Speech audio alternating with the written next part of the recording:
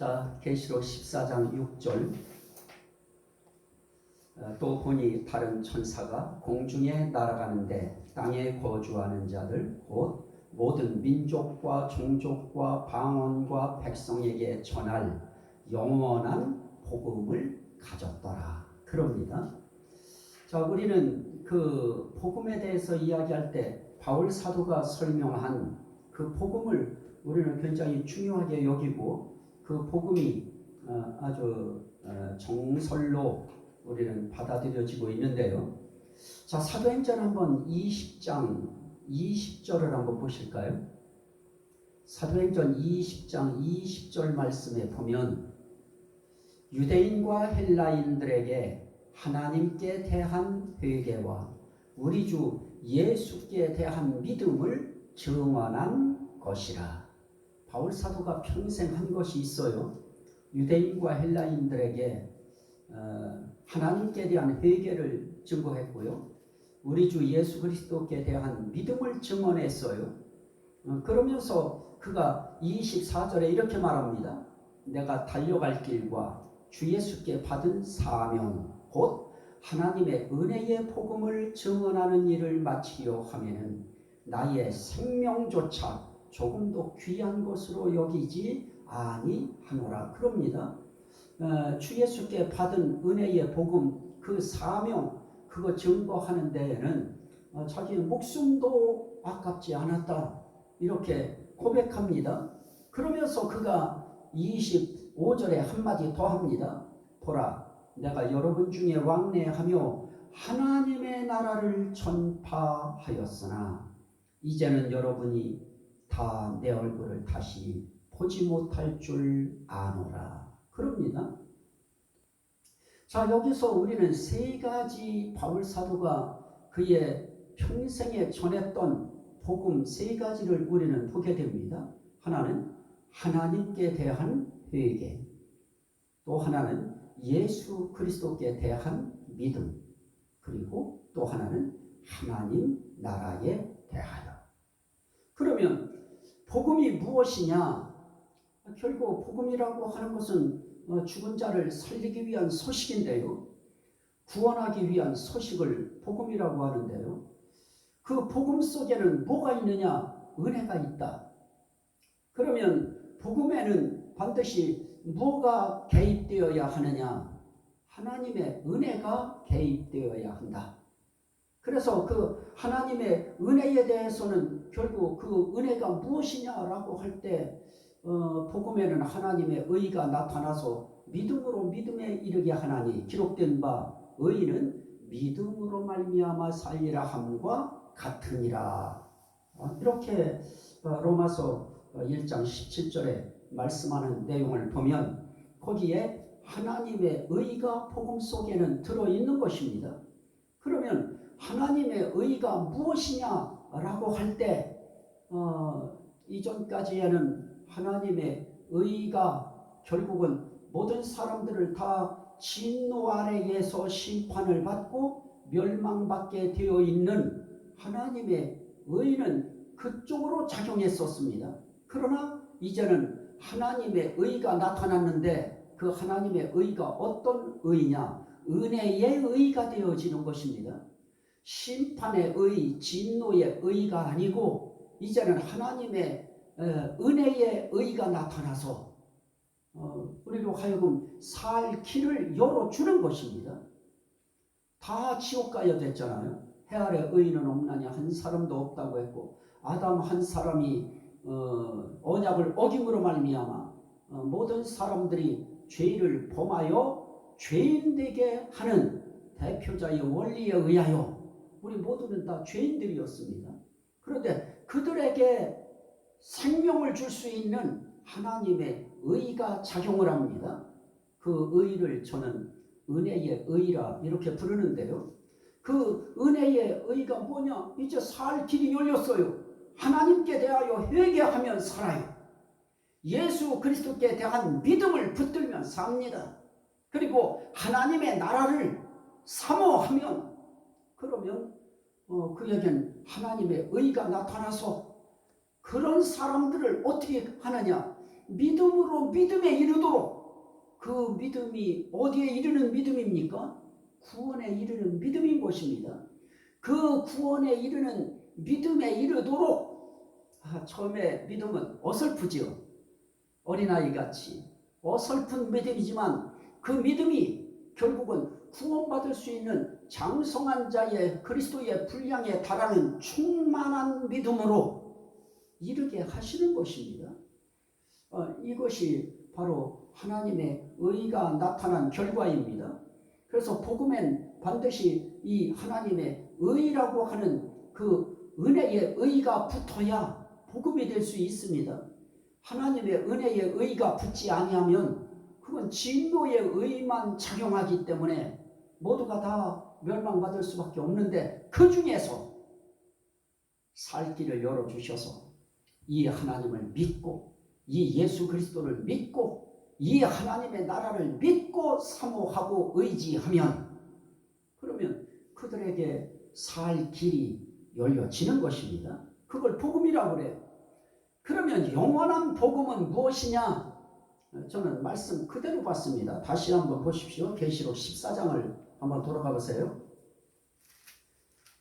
우리가 물론 다른 말들도 다 갖다가 이야기할 수 있겠지만은 저는 그냥 그대로 본문에 있는 그대로 보는 겁니다.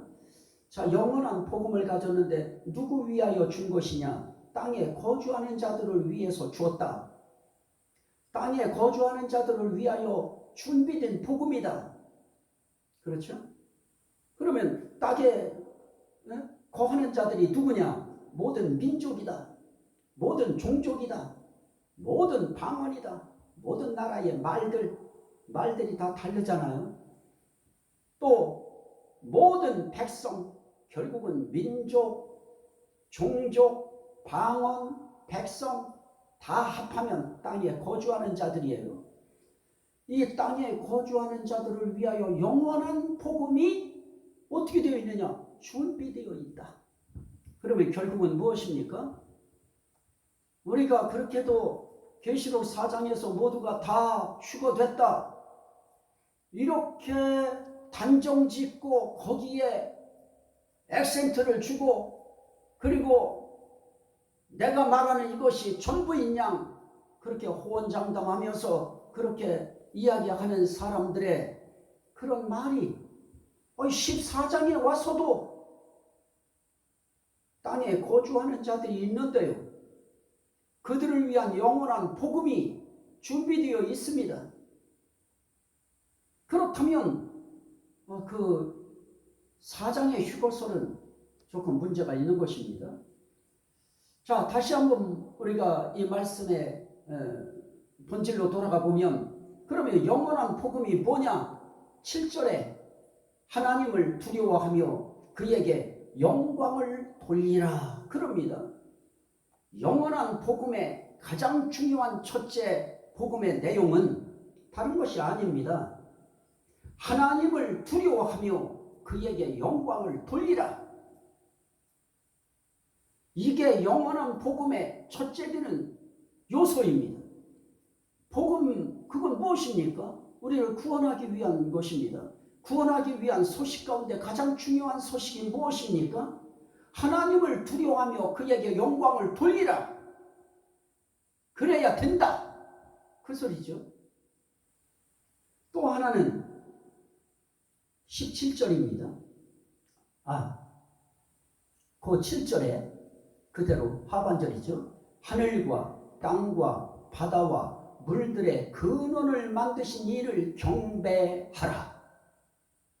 결국 하나님을 두려워하고 그 하나님께 영광을 돌리는데, 하나님을 두려워하고 영광을 돌리는 또 하나의 중요한 요소는 무엇입니까? 창조주 하나님을 경배하라 하는 것입니다. 하나님 경배하는 것입니다. 하나님 경배하는 것이 그 하나님을 어떻게 하는 거예요? 두려워하면서 영광 돌리는 것입니다.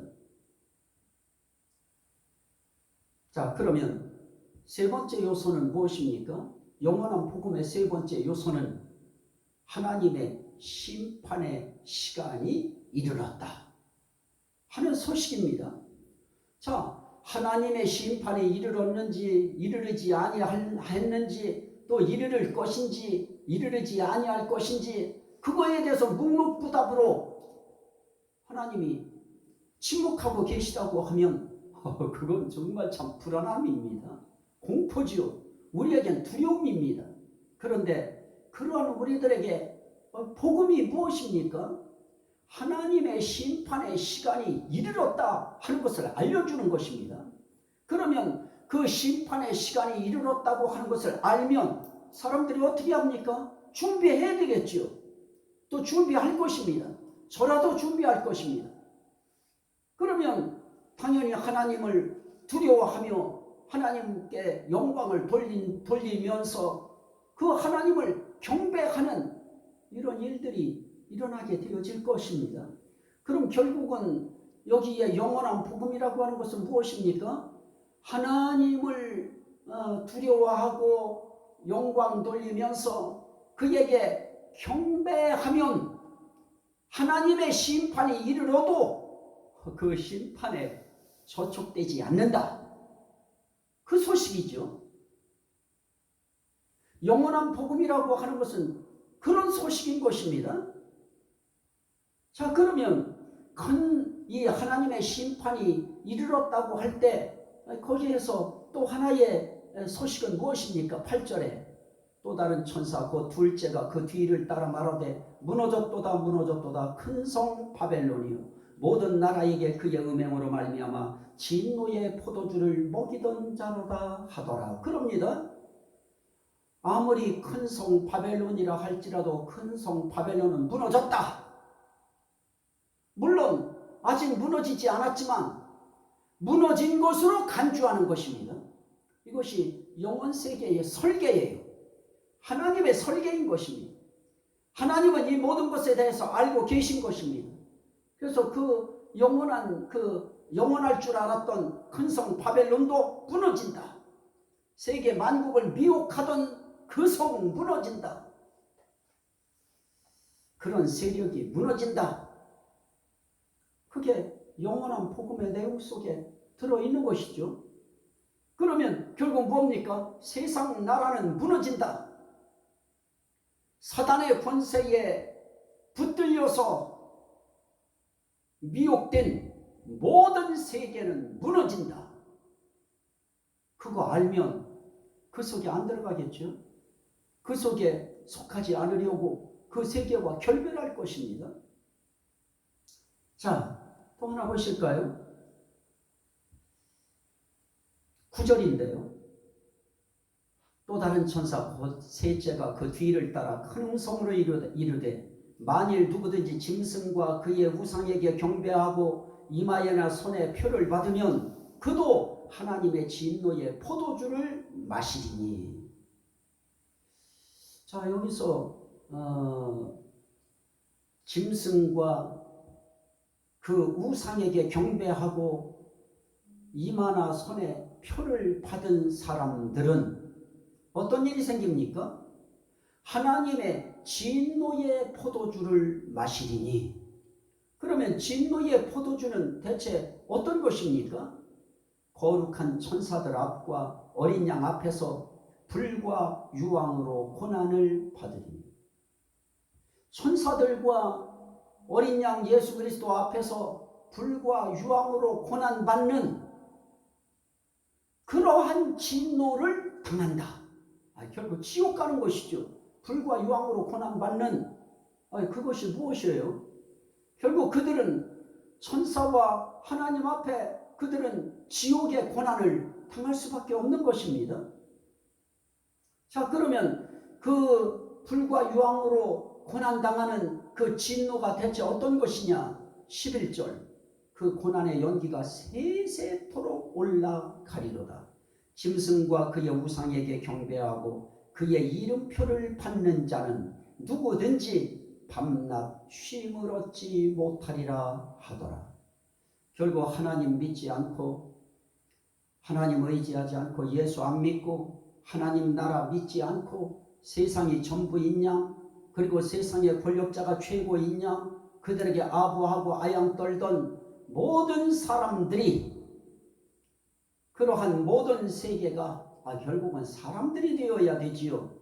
나라라고 하는 나라가 문제입니까? 그 속에 있는 사람들이 불과 유황으로 세세토록 영원히 고난받는 그게 문제지요. 그러면 그들은 어떤 고난입니까? 밤낮 쉼을 얻지 못하는 고난.